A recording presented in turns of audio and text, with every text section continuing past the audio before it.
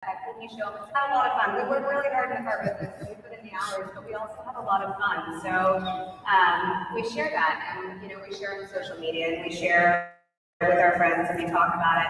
And when we're having, those social engagements with our friends, and we discuss it. We show all the fun things we do. We get to come to Tampa and have a digital dealer, and we have a good time. So there's a healthy balance of working really hard, and there's a healthy balance of the reward of getting to enjoy those experiences. And as a dealer's daughter, as a family of dealers, coming out of that, just kind of piggyback on that. I mean, it is a fun industry. So you're able to not only have grown up in the industry, so there's something to be said where you can pull someone in and, hey, listen, this is an industry you need to be part of. And I know there's a lot of people that can comment on that as well. I'm pretty sure every family trip I went on growing up was an event of some kind to do the industry. Going to NADA, digital dealers, booking vacation. Follow the car. 23. All right, that's cool. So, Grant, I'm going to go to you for a second. You the Morgan Auto Group, you guys are acquiring stores faster than I can't think of anything fast, pretty fast, faster than the fastest thing I can think of. Well, you guys are growing, right? And I think we talked a month or so ago, and you'd already had, or 2 months ago, you guys just acquired a big group here. But looking into staying on the lines of culture and individuals, remote work, right? And we're in this season of, things have changed. In that environment, in that atmosphere, we need individuals, though, that are highly focused in work-life balance. I know it's a big deal to you, and your group does a really good job at it. So this work-life balance, how can we better focus on employee retention? Well, I think that's a very good question. I think for me, it's very simple. It comes from a sit-down. I think that too many people want to cookie cutter things, and they want to make it where what makes one person tick makes the other person tick, or the system that I came from, or the method of how I grew up in the industry is the way that it is, or the way that it should be. And I think that work-life balance depends upon what work-life balance means to somebody. If you want to say you want to be 50-50, and you have somebody who really wants to be more 80-20, you're going to lose that high achievement. And I think it's understanding it. One of the things that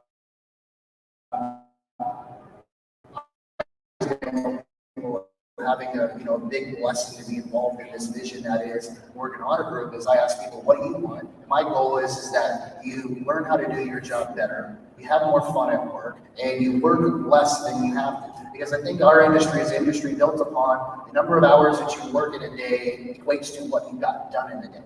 And it's the direct opposite now. We're in a great time in our industry where the quality of the hours are now starting to mean more than the longevity and the longness of the hours. So it's truly important to find out what you have. And then secondly, when you know what you have, don't try to put everybody in the same box. And I'm sorry, we're in a performance-based business. If somebody is a higher achiever, they get different treatment. That's just the way that it is. That doesn't necessarily mean it's favoritism. They get different treatment because they perform in a different box. I'm going to go to Amanda and get you to follow on that as well. We're going to put the first poll up, and you guys can weigh in on this. And the poll is, how are you focusing on employee retention at your dealership? So that's going to go up in just a second. We're going to get live results here, and we're going to get to see what you think. And so you can vote on that. How are you focusing on employee retention at your dealership? Amanda, just kind of following up on what I asked Grant, this work-life balance. And I know you've had some experience with that as well with some of your employees. I know you came out of a different environment at another dealership before you became, a dealer yourself. So talk about that a little bit. Well, being in the industry for 20 years, I don't understand what work-life balance is. When I'm at work, I'm balanced. And so I've employed my millennial sales manager, if you will, to really dig in deep to what that means.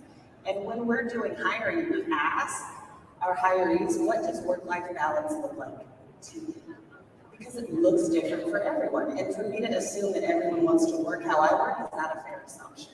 So I think asking that question, a simple question, what does work-life balance look like to you? We've gotten answers.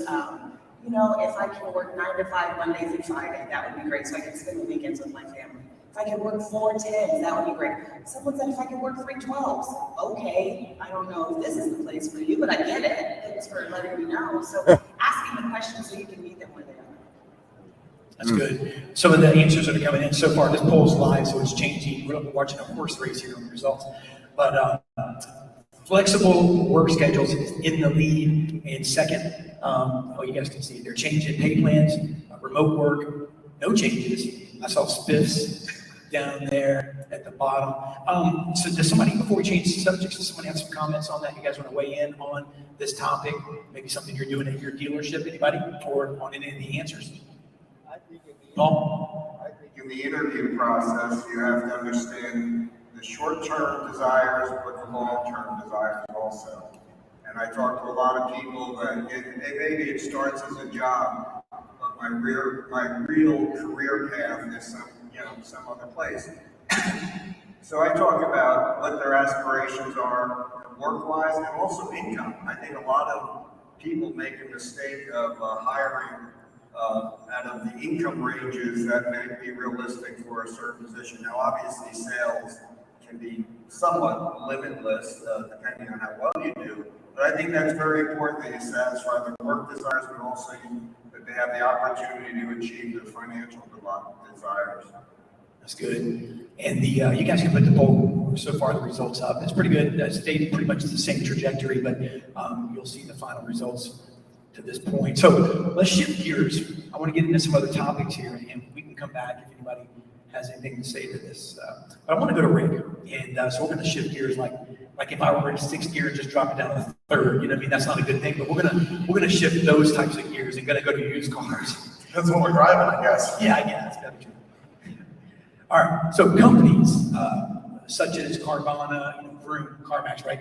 These companies are selling vehicles. But you and I talked about this. I want you to break this down a little for us. They don't have means of servicing those vehicles. How can we, as a retail dealer, grab a hold of that service market, that fixed ops market? This guy just sets you up to spike the ball.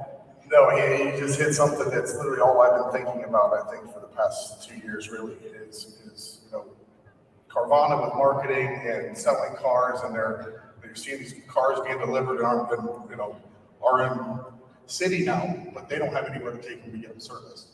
And we've had to adapt our dealership the past few years because we've always been a sales destination. We sell a lot of cars, but more than 60% of our customers live more than 10 miles away from us. And we know that the average person is really willing to drive 10 miles to have their maintenance and service done.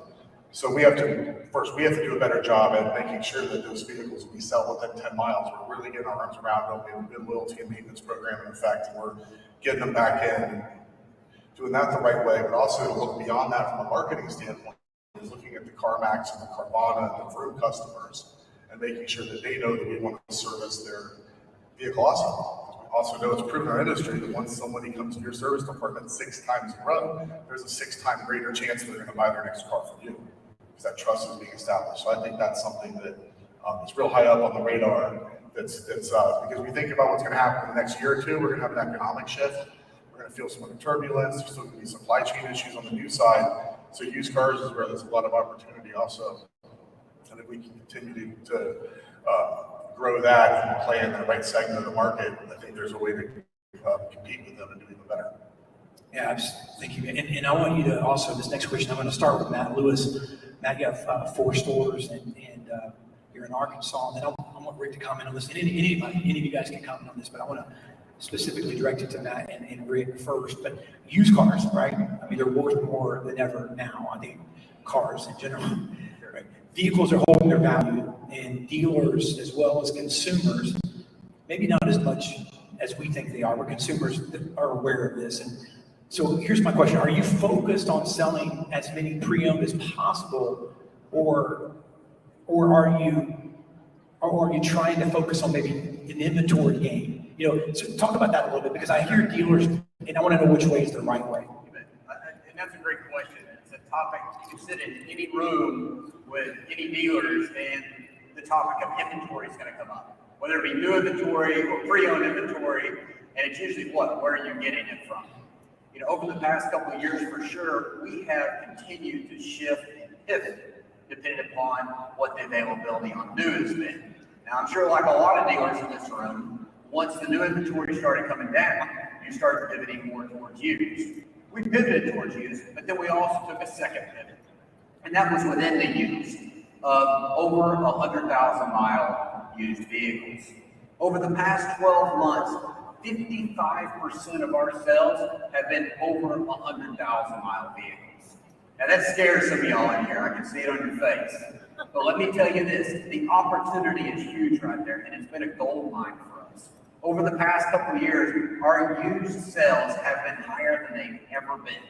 And think about this, the majority of the dealers out there are trying to find more pre-owned vehicles because their new inventory is so low. But they're trying to find the 10,000 to 60 or 70,000 mile vehicle. So there's a lot of people fishing in that pond. Now we're still getting those vehicles from new car trades, but we're also selling a ton of over the 100,000 mile vehicle. And with prices rising up, that higher mileage vehicle fits in a whole lot more budgets than that lower mileage vehicle. So I tell you this, is just because you didn't sell 100,000 mile vehicles 10 years ago, or maybe even 5 years ago, doesn't mean that you can't today. And one thing we do with our team is we identified the pain points. And that's probably why a lot of y'all out there haven't sold over 100,000 mile vehicles. What were the pain points? Financing. Well, just get out there and start hustling. There's plenty of banks and credit unions that will finance that over 100,000 mile vehicle. Number two, well, my sales staff doesn't do a very good job handling when the car comes back in and they need to get repaired. Well, set aside some money, X amount of $100 per car to put in a fund and just fix the cars. You guys are entrepreneurs out there. Figure out a way to make this happen. I'm telling you, less people, dealers, are in that 100,000 mile and beyond pond, and it's an absolute gold. And thank you, Matt. Real quick, Rick, you go ahead. This reminds me of the Chinese symbol for crisis, and it's the symbol for, danger, and the symbol for opportunity.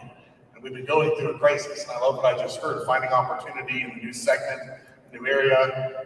We actually expanded used cars. We opened a second location about 30 miles away just to specialize in those higher mileage vehicles on that lot, while also allowing our digital retailing on the main lot, so someone can buy the cars and have them transferred there closer to. So whatever it takes to grow, expand, and diversify, there's always opportunities out there. But definitely look at the higher mileage. We keep offering a great quality product. I think a lot of these customers that would think about buying new are going to be thinking about used the next couple of years, especially more than 2-year-old used, where there might be a little bit of a price break at some point, hopefully.